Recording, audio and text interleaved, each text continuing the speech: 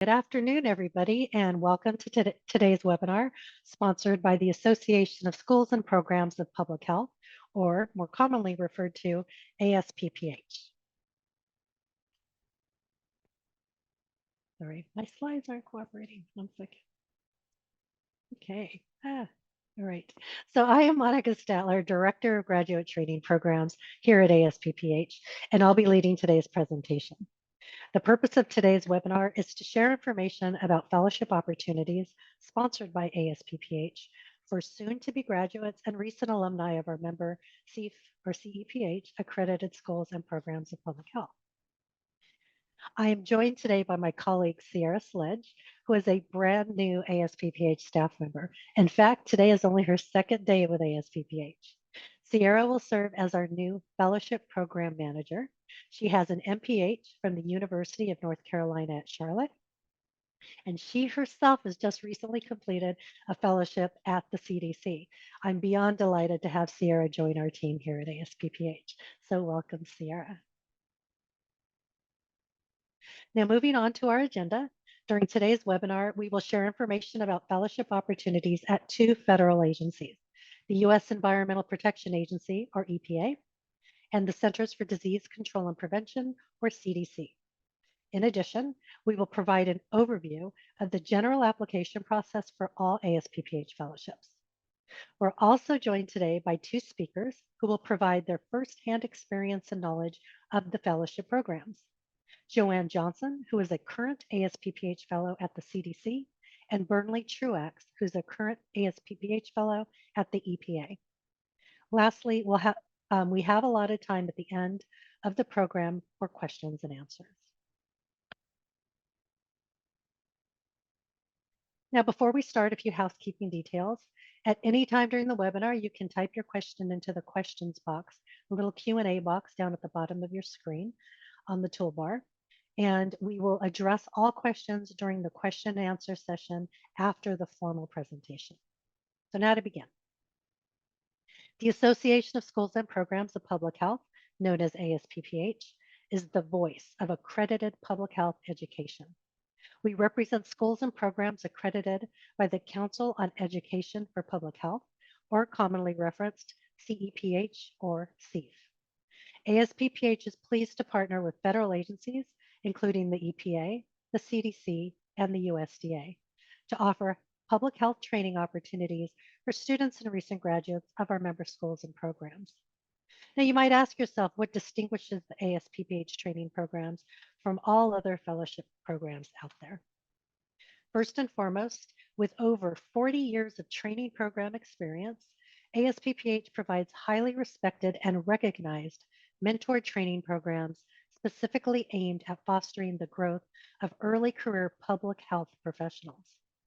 We have time-tested relationships with federal agencies that are involved in public health, such as the CDC, EPA, and most recently, the USDA.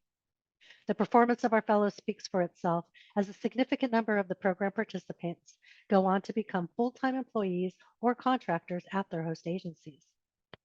In addition, as an ASPPH fellow, you will become part of a network of over 2,400 ASPPH fellowship and internship alumni who are public health leaders in private, nonprofit, academic, and government organizations. Wherever you are in your career, you can always contact ASPPH and ASPPH fellow and intern alumni for networking, advice, and support. Now, ASPPH fellowships are graduate-level training programs that provide effective practical preparation for early career professionals through the enhanced interplay between the didactic educational experience in fundamental public health concepts and real-world experience that enable our students to apply these concepts. Our fellowships are long-term training assignments that are typically 1 to 2 years, and in some circumstances, 3 years. Fellowships are open to recent graduates, defined as students who will have received a master's or doctorate degree by the start of the fellowship, or alumni who have graduated within the previous 5 years of the start date of the fellowship. Applicants' degrees must come from an ASPPH member institution. So even if your program is CEPH accredited, if it is not a member of ASPPH, then you are not eligible for the ASPPH training programs. During this presentation, we will focus on ASPPH fellowship opportunities that are scheduled to begin in the early fall of 2024, specifically positions with the EPA and CDC, as this year there are no positions with USDA. So to reiterate, to be eligible for ASPPH fellowship programs, applicants must have received a master's or doctorate degree from a CEPH accredited school or program of public health that is a member of ASPPH. The graduate degree must have been earned prior to the beginning of the fellowship and no later than the previous 5 years. We are often asked if you must have an MPH degree specifically, or if it's okay to have an MSPH or MHS, for example. The answer really depends on where you received your degree. If you attended an ASPPH member School of Public Health, then any graduate degree received through the School of Public Health is acceptable. If you attended an ASPPH member Program of Public Health, then only those degrees that are accredited by CEPH are eligible, and this will vary by program. The same principle applies to doctoral degrees. They must be from an ASPPH member CEPH-accredited school or program of public health. All applicants for the ASPPH fellowship programs must also be U.S. citizens or hold visas permitting permanent residence in the U.S., i.e. have a green card to be eligible. The reason for this is because the programs are all federally funded through the U.S. government. For international students who are on today's webcast, we suggest you check with your school's Career Services Office, as well as the ASPPH website, www.publichealthjobs.org, to find opportunities for which you might be eligible. You may also research opportunities available for international students directly through the federal agency in which you are interested. Sometimes the federal agencies do host international students through programs that are directly managed by the agency. So fellowship assignments are 12-month placements. Some ASPPH programs offer extensions for a second and possibly third year based on the availability of funding at the host agency and the satisfactory progress of the fellow. Fellows receive a training stipend, an allowance for health insurance premiums, and in some cases, a travel and training allowance. The stipends and allowances vary by program and fellowship location. All fellows are required to establish goals and objectives that they will accomplish during their placement. These goals and objectives are established in collaboration with the host agency mentors and are reported to ASPPH at the beginning of the fellowship. Fellows then report to ASPPH and their mentors on their progress in accomplishing their learning plan throughout the assignment period. At the end of the assignment, each fellow is required to submit a final report and assessment. Specific fellowship opportunities will be discussed in just a moment. But for now, the best person to describe the fellowship program is somebody who is experiencing it. As such, we are pleased that Joanne Johnson can be with us today. Joanne is a graduate of the University of North Carolina Gillings School of Global Public Health, and she's currently an ASPPH fellow located in CDC's Center for Forecasting and Outbreak Analytics, or CFA. Joanne, I'll hand it over to you. Thanks. As Monica said, I'm part of a one-year program. We start in September. So I've been at the CFA for a little while.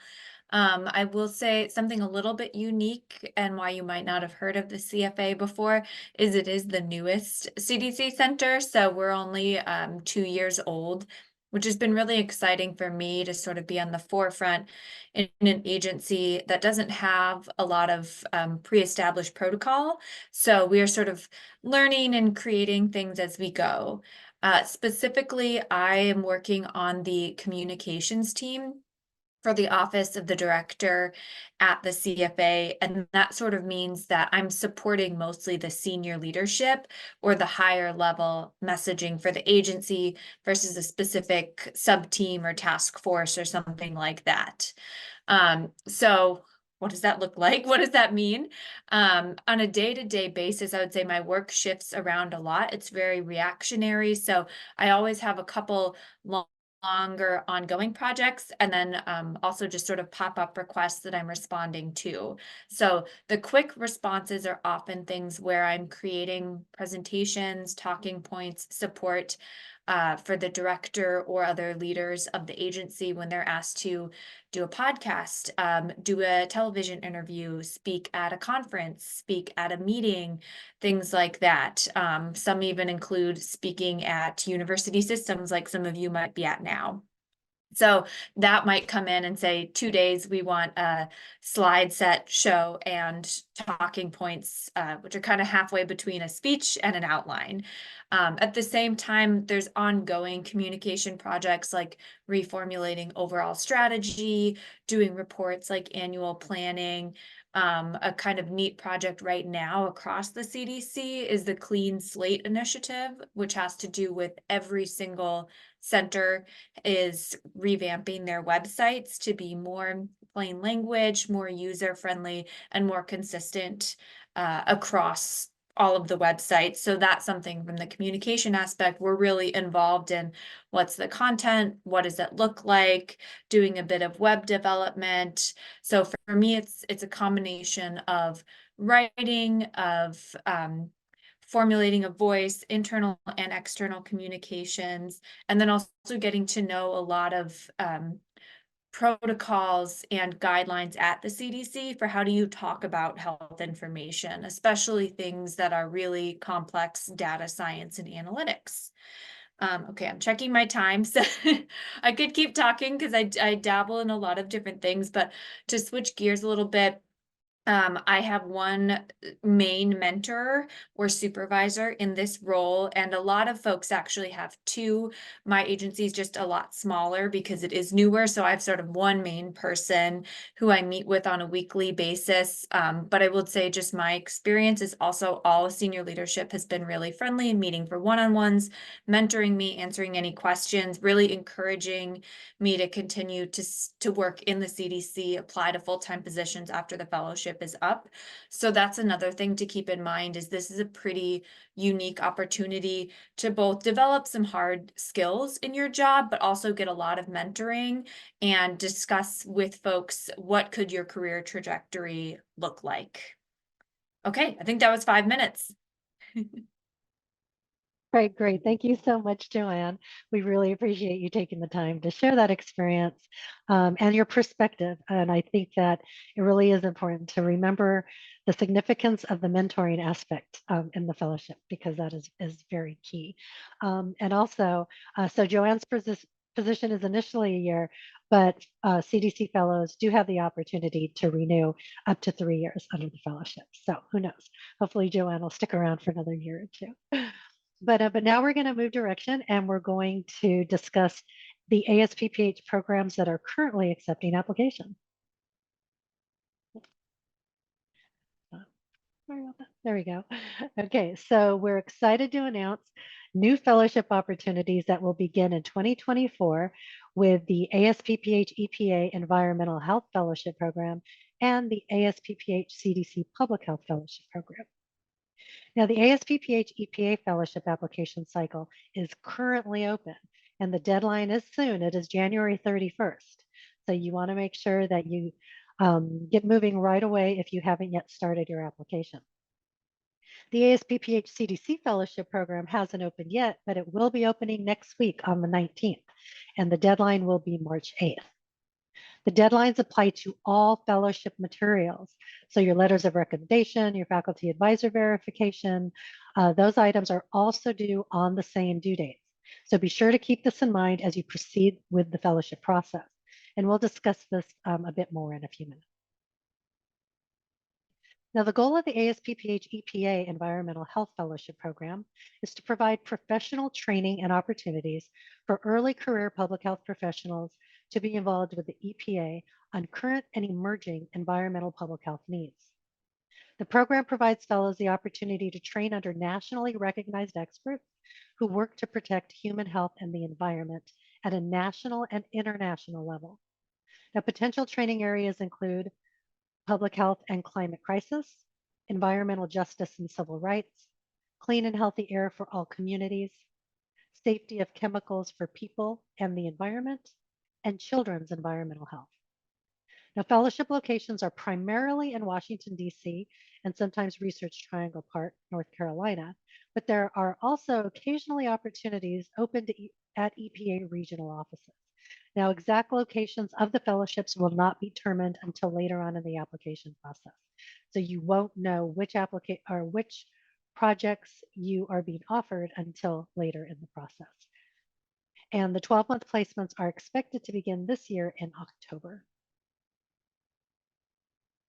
The goal of the ASPPH CDC Public Health Fellowship Program is to identify new approaches and opportunities for field experience in which recent graduates and early career professionals with graduate degrees can practice applying skills and knowledge learned in the classroom to real public health practice. A competency-based core curriculum creates a foundation through which the fellows can develop the skills they need to offer the essential public health and population health services while learning from CDC's leading experts in the field. ASPPH fellows have gained invaluable experience through the direct contributions to fighting a variety of public health emergencies, such as H1N1, Ebola, and of course, most recently, COVID-19. Now, fellowship locations are primarily based in offices in Atlanta, Georgia, but in some circumstances, remote placements will be allowed. So information regarding ASPPH fellowships is available through your career services or your student liaison office at your school or program of public health. In addition, you may also easily access information online, including all application deadlines and detailed application instructions on our website. The Fellowships and Internships page is located under the Practice section of the ASPPH website, or you may simply search online for ASPPH Fellowships.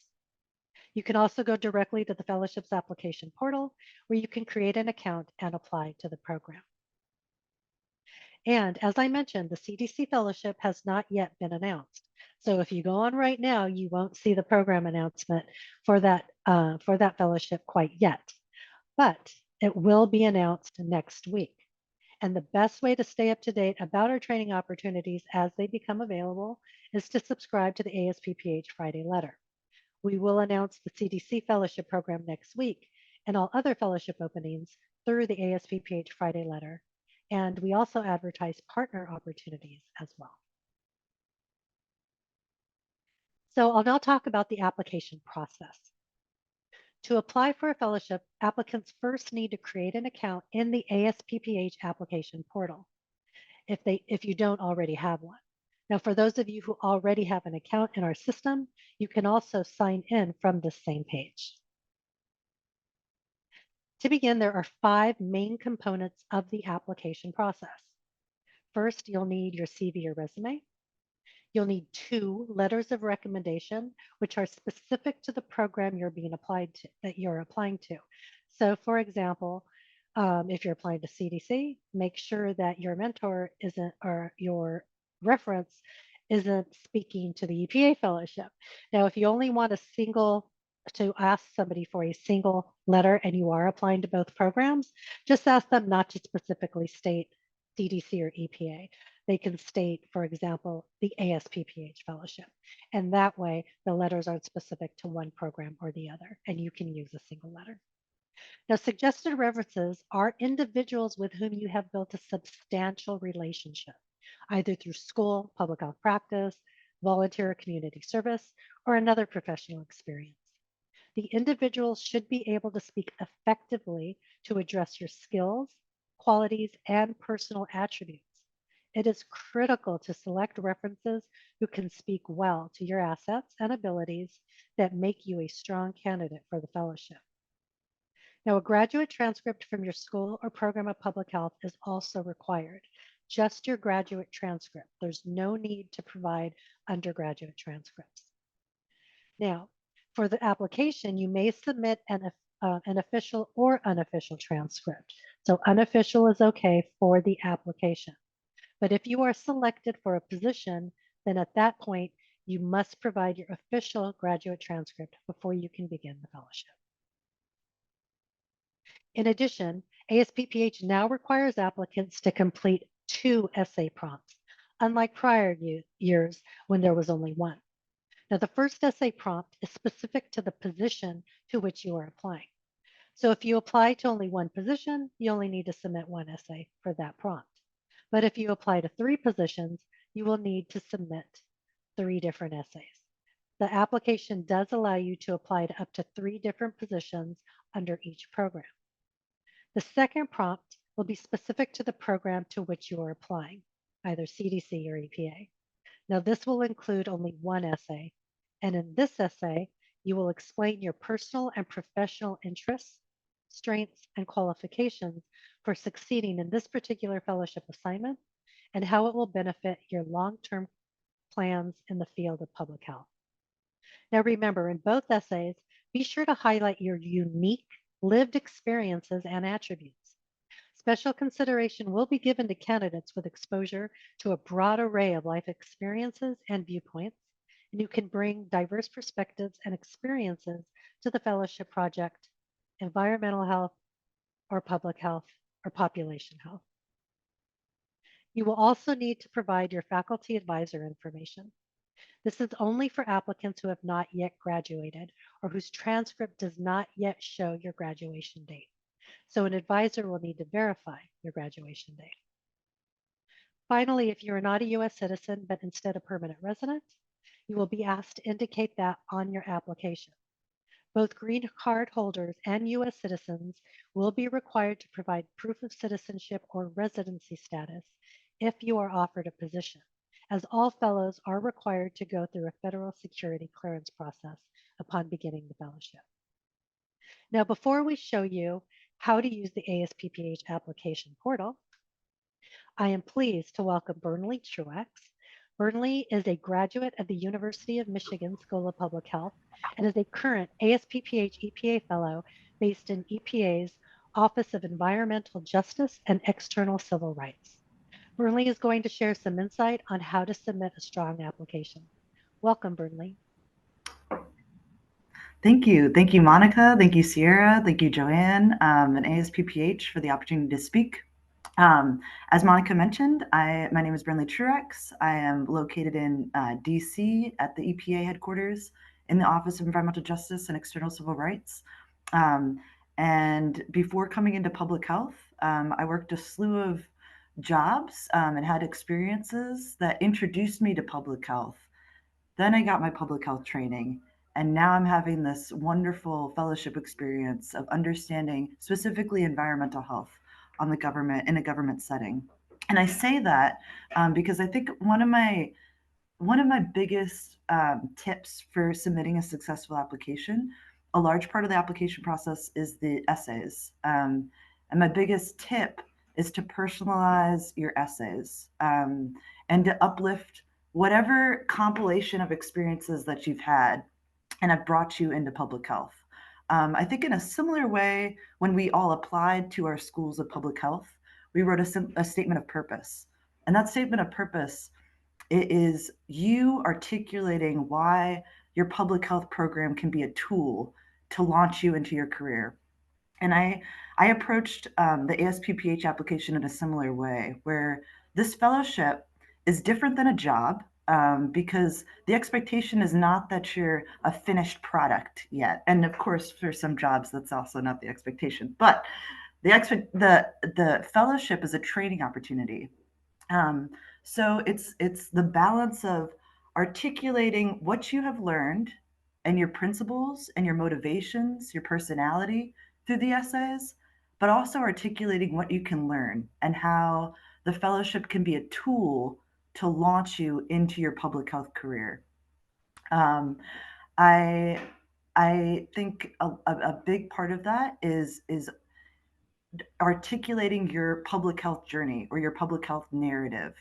You want the reader of the application or the reviewer to understand what brought you into public health, what were your motivations coming into public health, how has your public health training changed you and influenced you, Maybe that's a course, maybe that's a topic. And then how do you feel that this fellowship will give you the skills to connect you to where you want to go?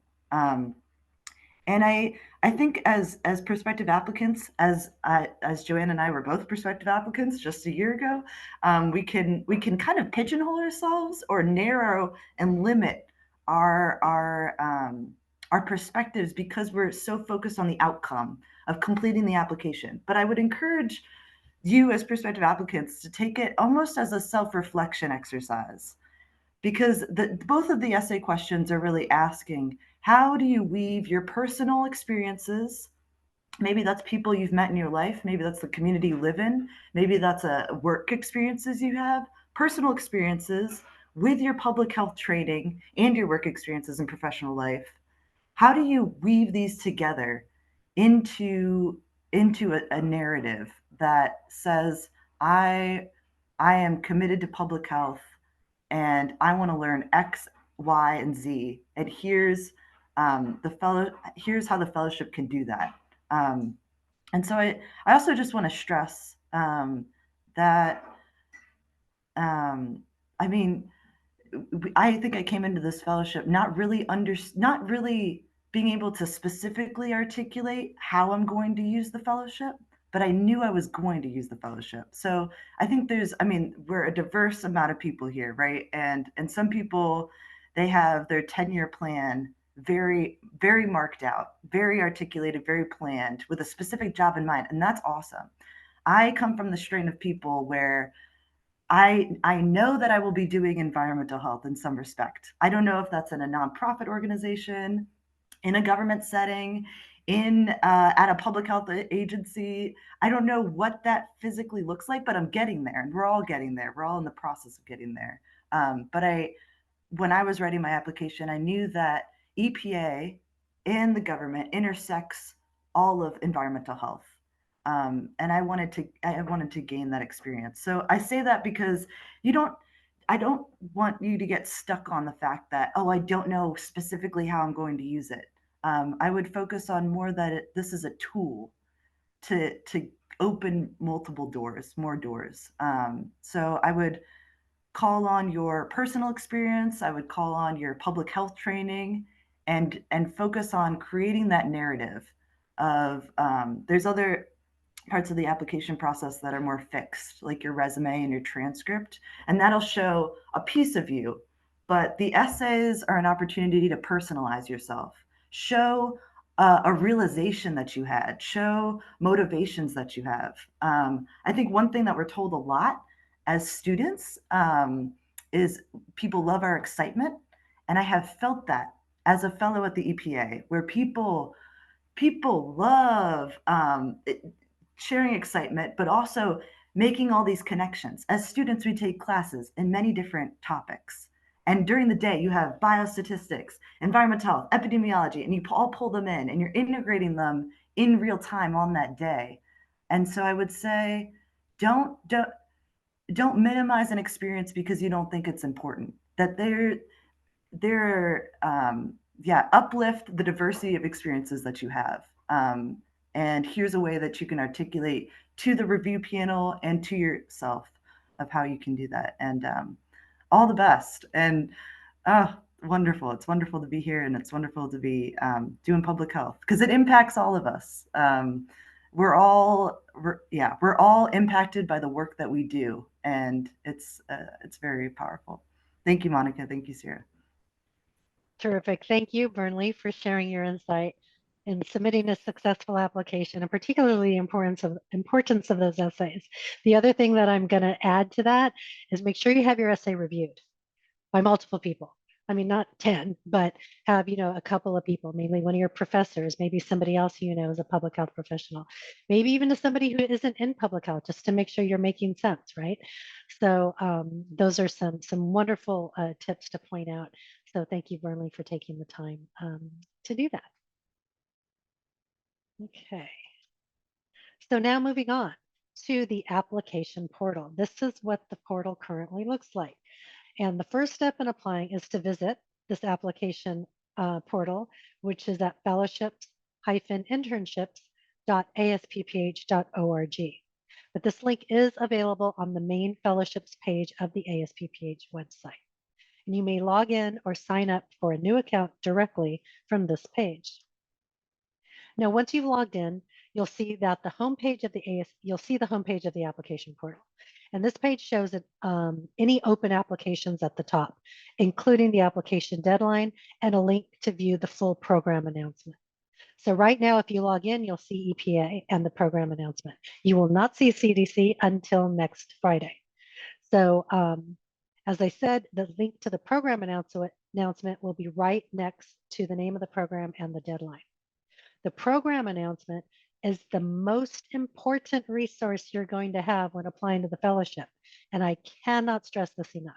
We strongly recommend that you review the entire program announcement before starting your application. And the program announcement includes the detailed information about the fellowship program, open positions, eligibility, application review procedures and criteria, timelines, and how to apply. As mentioned, this will include all the project descriptions for the available fellowship positions. It is essential that you review this information to determine which of the positions are the best match for you. Now, the homepage also includes some quick information and links to additional resources, including a My Status section, which is shown here. Now, once you've submitted an application, you can track the progress of your application in this section. You can also find a user's manual with step-by-step instructions on how to apply at the bottom of the page in the resources section.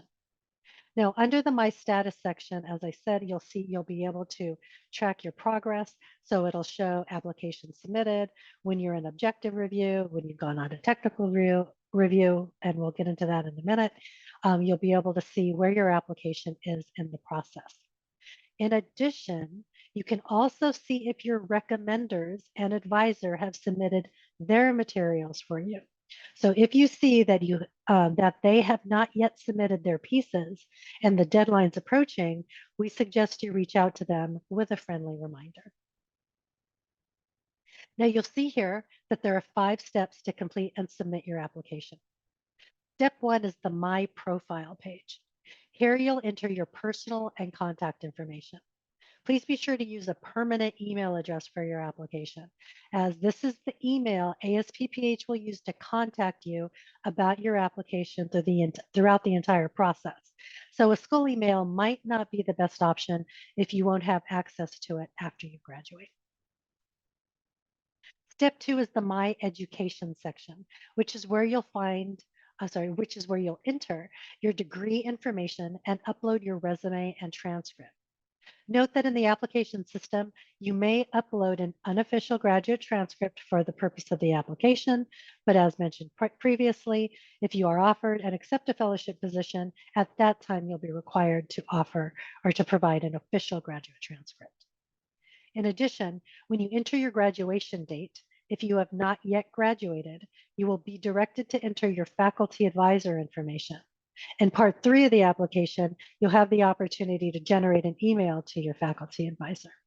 But be sure to talk to your faculty advisor before the application deadline so that they are aware and will be prepared to respond to this request.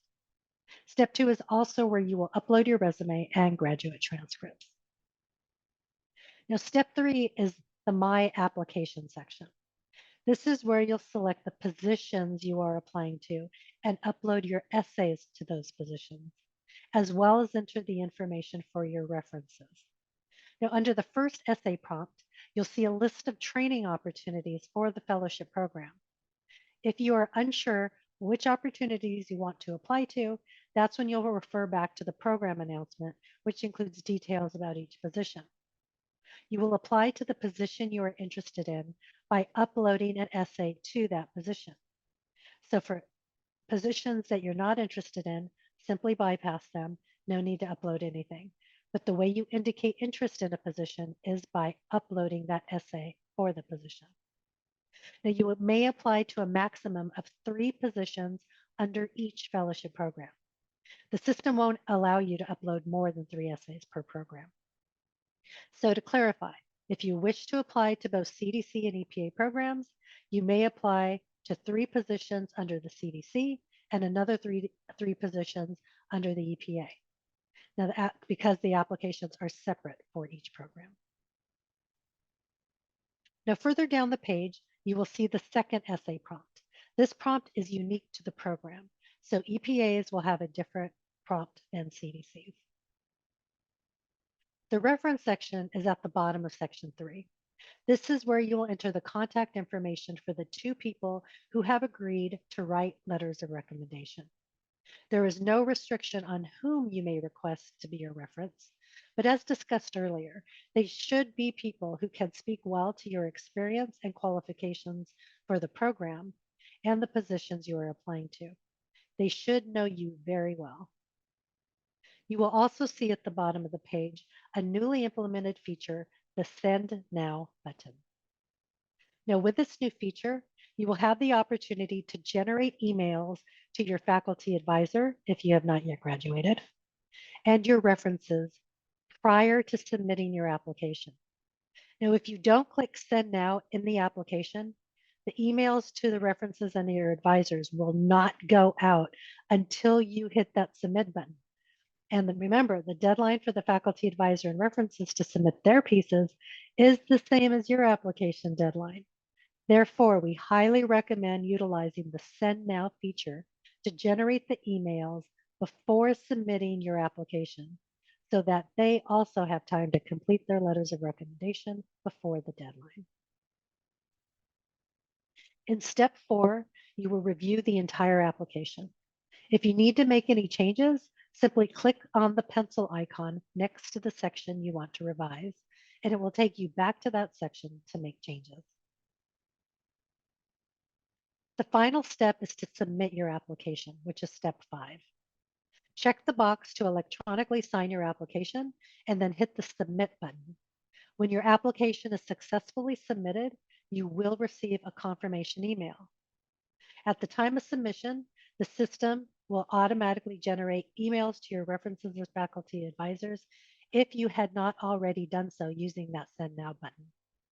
Now remember that just saving the application with that information will not generate emails to your references, nor will it submit the application. You must hit the Submit button for that to happen. Now, once you've submitted your application, you may still make changes on it if it is prior to the deadline. You'll do this by rescinding your application from your home page by clicking on the pencil icon under My Status. A box will pop up and you'll click the rescind button. But just remember that if you rescind your application, you must resubmit your application by the deadline or it won't be reviewed. ASPPH will not accept incomplete applications. This includes missing information and submissions from your references or faculty advisor. So once again, the application deadline is also a deadline for them to submit their document. To reiterate, on this page under the My Status section is also where you will see your recommenders and advisor if they've submitted their materials. So be sure to monitor that prior to submitting your application so you can send them friendly reminders if needed. Now, once the deadline is passed, ASPPH will review all applications for completeness and eligibility. We will update your status in the system with when your application has been verified and moved along to the next stage. You may view your application status at any time you are logged into the system. The system will also automatically send you an email update whenever there is a change of status. ASPPH ensures that all eligible completed applications submitted by the deadline will be reviewed in an open, fair, and objective process. Each application is reviewed by 2 faculty or staff members from ASPPH member institutions, but not from the same institution as the applicant. Applications are scored according to the criteria noted in the program announcement, and the top applicants progress to the next phase, the final phase, the technical review. Now, during this time, applicants may be contacted for interviews directly by the agency. Moving on to the technical review phase does not guarantee that an applicant will receive an interview, only that the application has been sent to the placement agency for review. It is possible that not all applicants in the technical review phase will receive interviews. In addition, for the ASPPH EPA Fellowship Program, the middle step is a formal panel interview. Now, these interviews will be held virtually via Zoom in April. All applicants who advance to this stage are required to participate in the panel interview in order to be considered for final placement. The top applicants from the interviews will then progress to the final technical review stage at EPA. Now, individuals selected for positions with each program will be contacted directly by ASPPH via phone and email. Those applicants who are not selected will be notified by ASPPH by email. The timeline for each program will vary, so please refer to our website and the specific program announcement to review important dates for the program in which you are interested. So that ends the formal presentation. We're now going to open the lines for questions. Please click the bottom at the Q&A box at the bottom of the screen and type your question into the box. I see we already have several questions. I'll then direct your questions to one of today's speakers, or I will try to answer it myself. We have a little over 15 minutes left in today's program to answer the questions, so we will try to answer as many as possible. But if we run out of time, you may always email your questions to ASPPH. So I'm going to go ahead and stop share so that you can see our presenters. And Burnley and Sierra, if you'd like to take out, there we go. And we're going to go ahead and I'll open up the Q&A box and I can triage those questions. So the first question is, can an international student with an F1 visa status without U.S. citizenship apply to the program? Unfortunately, no, that is not the case. The grants that fund our programs specifically state that if not a U.S. citizen, you must have a green card to apply to the program. So unfortunately, no, an F1 visa will not make you eligible for the program. So secondly, how can we confirm that a university is a member of ASPPH? Simply go to the ASPPH website, asppph.org, and look under members. There is a page that has a full listing of all ASPPH members.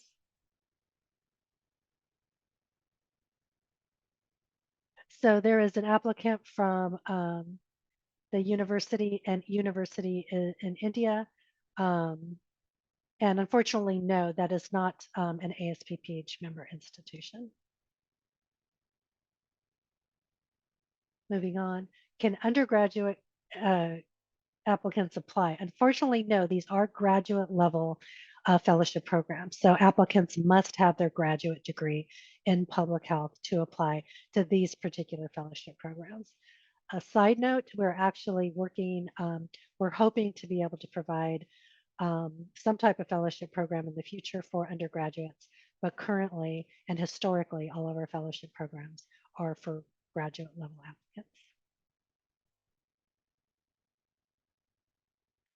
Next one, so I am an asylee in degree, I'm sorry.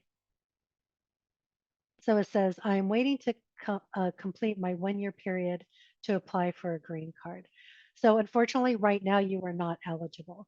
But if you do receive your green card within the 5-year limit to apply to the program, at that point, you will be able to apply to the program. So once you have your green card, if you're still within 5 years of your graduation date, at that point, you will be able to apply to the program. Yes, there's a question about if you'll have access to the recording for the fellowship. And yes, the answer is it has been recorded and it will be posted on the ASPPH website by early next week. So the slides will not, there's a question if the slides will be available. The slides will not, but the recording will be. Then can eligible applicants apply to both the EPA and CDC fellowships? Yes, you may apply to both programs, and you can apply to up to 3 positions under each program. So regarding the EPA program, I saw the posted salary, and again, it's not a salary, it's a training stipend. And no, stipends are not negotiable. And again, that's because this is not a job. So these are training programs, and nothing is negotiable regarding the financial side. So whether it's the stipend or expense allowances, everything is predetermined through the grant. So no, the stipend is not negotiable.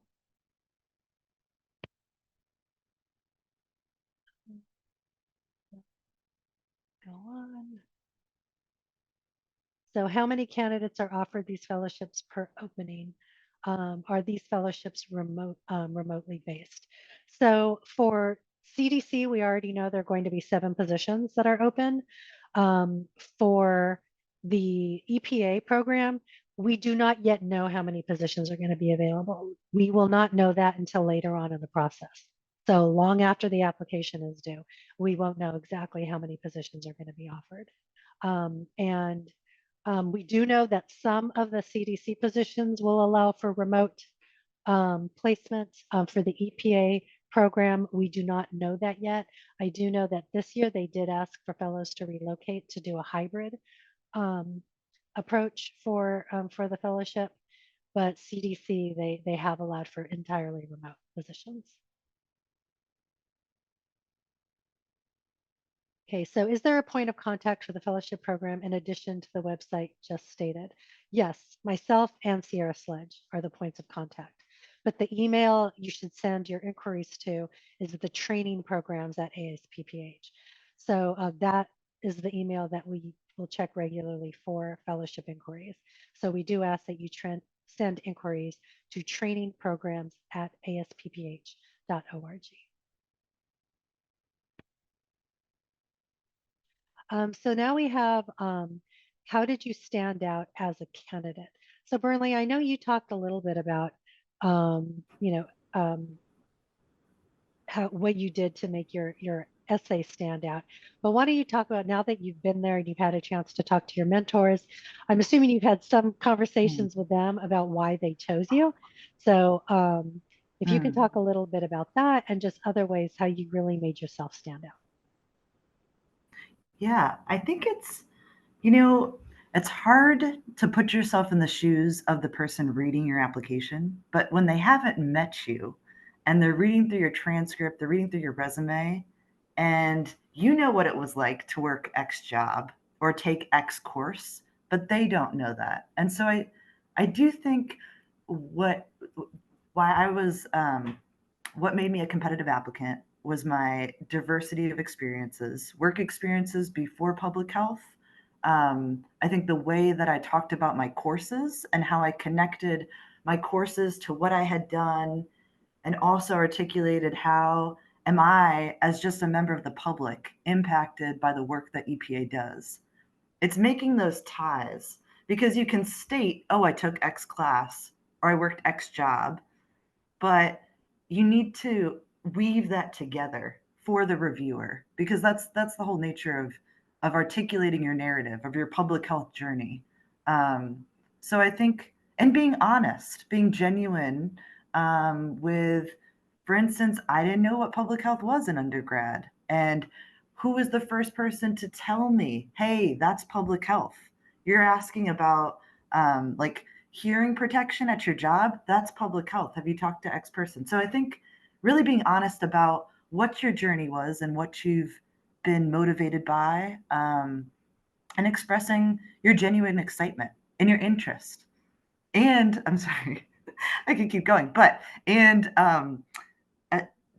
parts of you that are just interested in something. You don't have to know. I think as students, we're expected, we're taking the tests and we're expected to know all the material that was taught in class, but really being genuine and honest about what you don't know.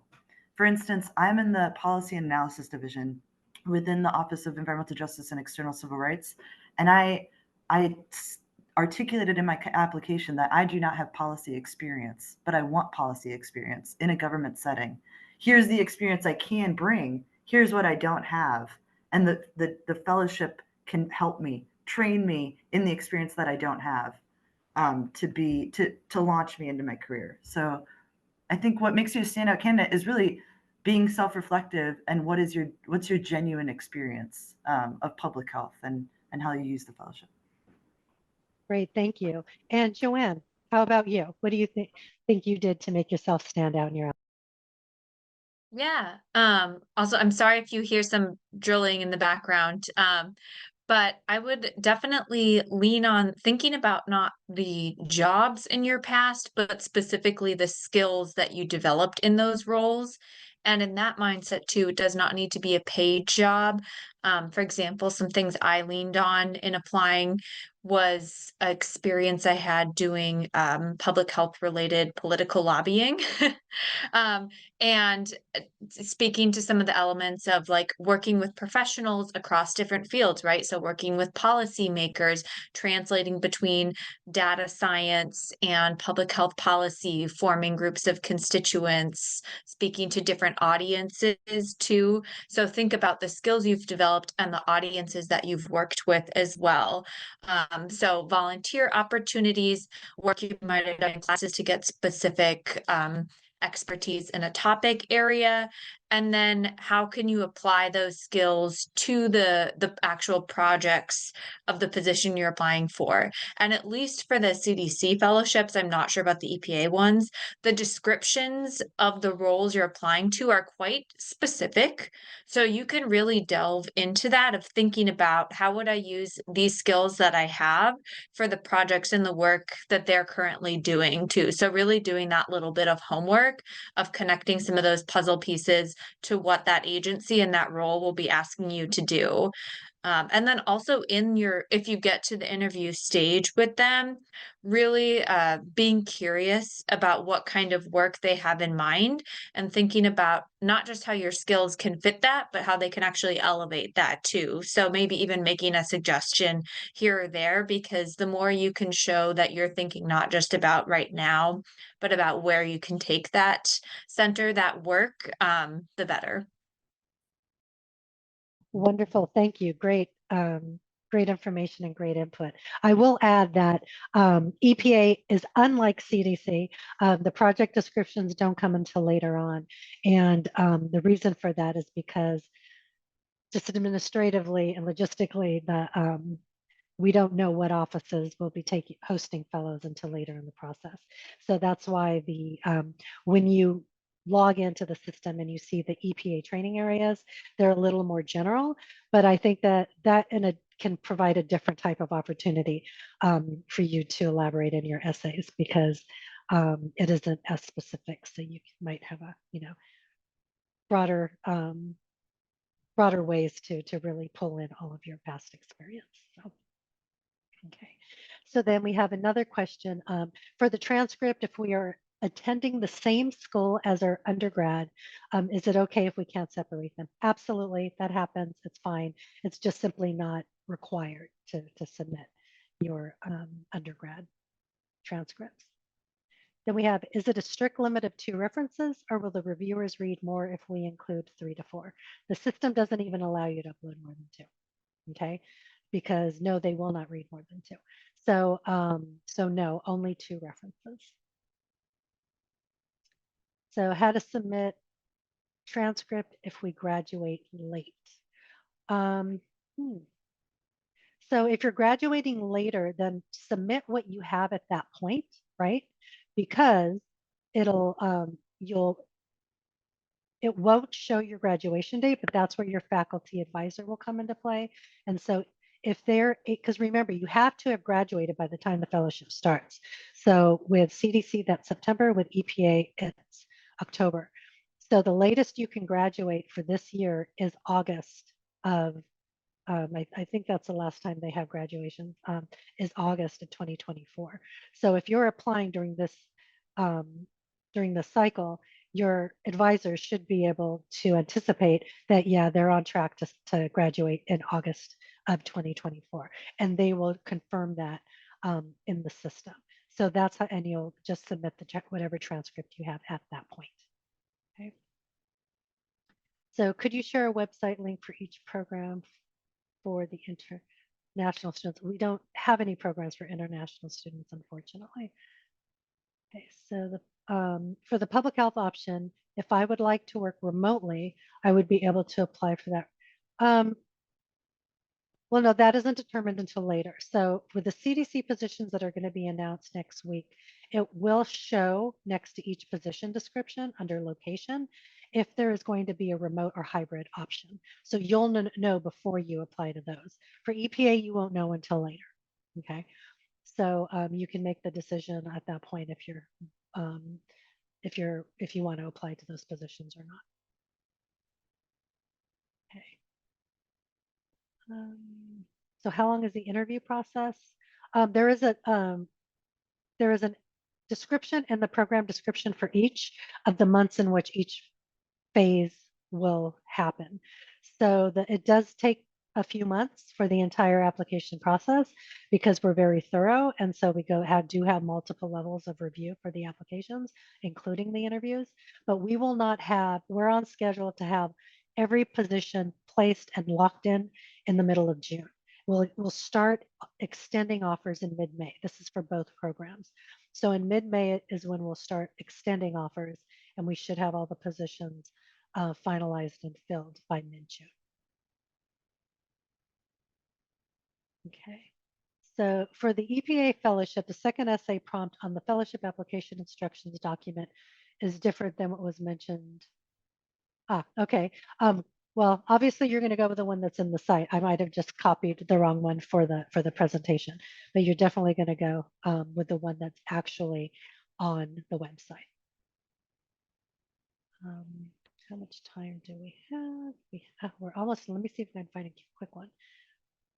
How many applicants do you typically have for the CDC Public Health Fellowships?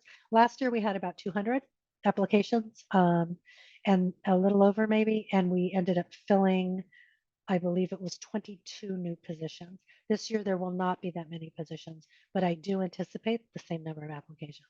So it is going to be a bit more competitive. For EPA, we filled 5 positions and we received, I think it was around 60 applications for that.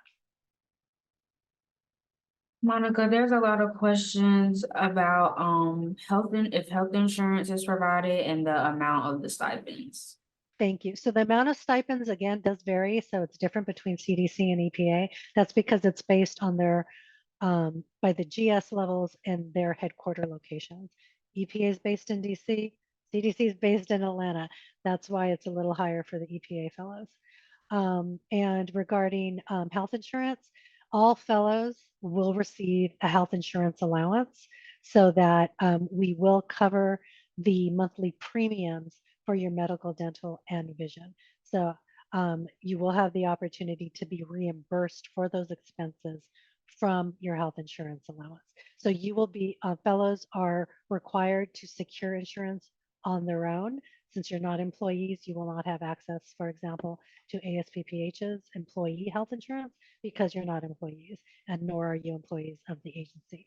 But you will, so you will have to secure that allowance, that insurance on your own, but we will reimburse you for the premiums. And that brings us at time. So I want to go ahead and thank everybody for participating in today's webinar. And thank you again to both Joanne and Burnley for participating and adding your insight for the good of the soon-to-be new applicant pool. And again, Sierra, welcome to ASPPH, and you all will have close contact with her for, through the application process. And please be sure to remember those deadlines. So go online now for EPA, and next week when CDC opens, download those program announcements, and all the information is there for you. So thanks again, everybody, and have a great afternoon. Bye-bye.